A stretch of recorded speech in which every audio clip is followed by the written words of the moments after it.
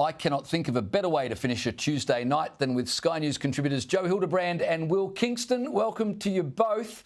Any suggestion the Democrats might moderate their rhetoric just a touch, you know, after assassination attempts on their opponents has been completely destroyed? Here's Kamala Harris promoting her new book on MSNBC. A tyrant. We used to compare the strength of our democracy to communist dictators. That's what we're dealing with right now in Donald Trump. And these titans of industry are not speaking up.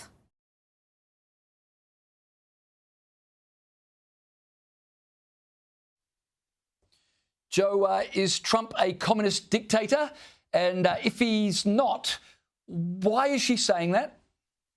Well, I don't think Kamala Harris actually knows why she says anything. And it's, again, a very illuminating reminder of why the Democrats lost the 2024 presidential election and pretty much every other contest, including both the House of Reps and the Senate.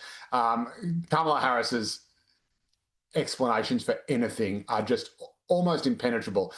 I think part of what she might be saying is that Trump is trashing US democratic institutions, and there's plenty of truth in that, but also that he's waging a kind of trade war which harks back to protectionism with his tariffs that he's applying on all other countries, including Australia, although we are at the lowest end. And is she saying that that is the actions of a protectionist, socialist, communist dictator? I mean, she doesn't really seem to know, although that seems to be what she's appealing to the so-called titans of industry to speak out against. But the truth is that Trump is responding to a need felt by many American workers that they did feel like their industries were under threat from other countries and from climate change. And the Democrats simply failed to address that. They failed to properly harness their working class base. And that is a tragedy for the centre-left.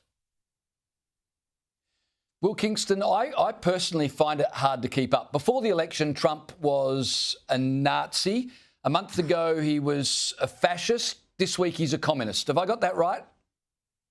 Something like that. Well, to Joe's point, the term itself doesn't really matter. If you ask Kamala Harris or indeed anyone who uses this type of language what communism or fascism means, I think they would struggle to give you a coherent answer. It's more that it's coded messaging to their supporters. They are trying to say that conservatives are dangerous, that they're extremists.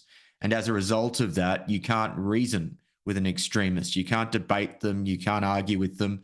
So it is acceptable to either censor them, to suppress their speech, or yes, to engage in political violence. There is a permission structure in this language, James, that enables political violence in a way that you do not see on the right.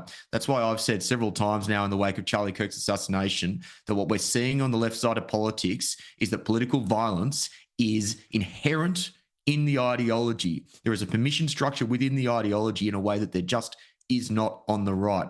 This whole language is just a way to basically say you do not reason with these people. You actually engage in far more nefarious ways of stopping them. It is incredibly dangerous to our political discourse.